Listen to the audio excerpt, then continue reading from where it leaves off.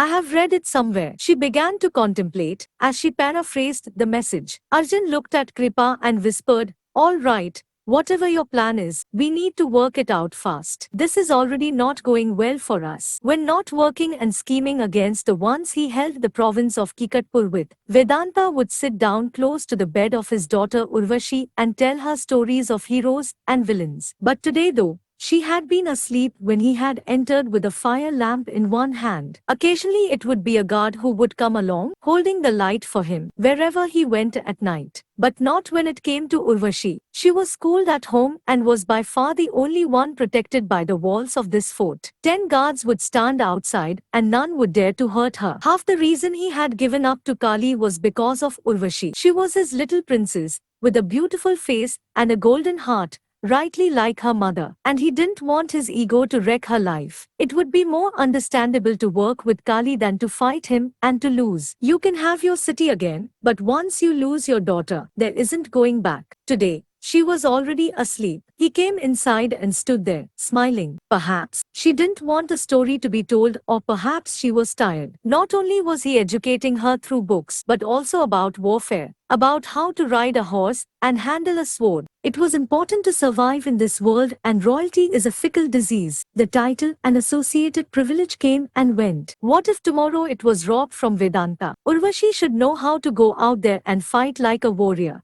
"Father," a soft voice squeaked, "I apologize for troubling you. I thought you weren't asleep, so I came." She interjected, "I'm your daughter. You don't need to apologize to me." She shifted on the bed, turning to Vedanta. She was just 13 years of age. In the light of the candles, her face had ignited and resembled someone whom Vedanta loved dearly. "You remind me so much of your mother." She stretched a grin. "Tell me about her." Vedanta shook his head. "Another time, sweetheart. It's always like that with you." She frowned. "You always escape from something that has happened in the past, father. Never let your failures overcome your present or even future." She came up and leaned against the headboard. "Where have you learned that from?" "From the same stories that you preach." Vedanta chuckled. He was caught in the snare of his own words. His head, the smell of a plant coming to his nose, and he knew what it was. He stood up and walked to the plant that was close to the window, with its leaves unfurling into a lotus. It was light green in color. He began to touch it tenderly. "I'm glad you have not mistakenly lost this one." Urvashi would clumsily lose the plants he would give her. He was not an idiot. He knew she didn't like the gifts, but she didn't realize their value, so he didn't blame her entirely. "Yeah, it doesn't smell as bad as the last one. It's supposed to get rid of the evil spirits." Vedanta patted the plant gently. "Your love for these little things is kind of scary." Urvashi grinned. "As if you don't have your own strange hobbies." Vedanta signaled over at the wooden figurines she loved carving with her pocket knife. "We all have our passions, for they establish our character, the way we are in reality."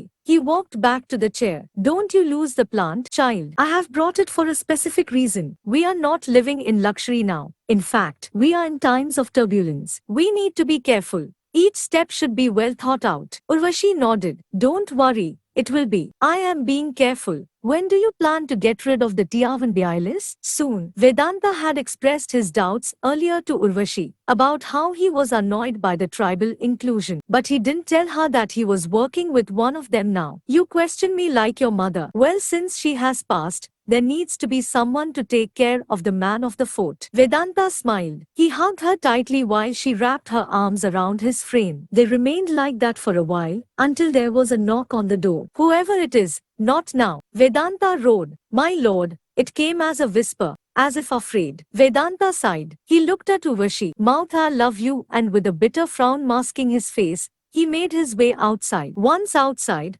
he saw the man was panting and sweating, clearly flustered by something. But worst of all, his silver breastplate was sprayed with blood. "What happened?" "My lord," the guardsman's eyes widened. "It's a bloodbath." Vedanta stood over the blood that had splashed over the floor. He was standing inside a brothel that would be active at night, but in the morning, it would be just another inn. Vedanta walked around, seeing all of the known faces with their throats slit. The manager whimpered behind Vedanta, following him wherever he went. Vedanta entered every room, where it was the same disturbing image of men with their throats slit. All the pillows were now drenched in blood. The floor was stained by the bloody footsteps of the prostitutes. And the smell, by the gods, was terrible. Vedanta had a shawl wrapped around his nose as he watched all of it. They weren't just any men. They were his ministers and his senapati. He had no one anymore, or at least that was the first thought that crossed his mind. He chose not to dwell on it. He closed the door behind him and put the shawl down,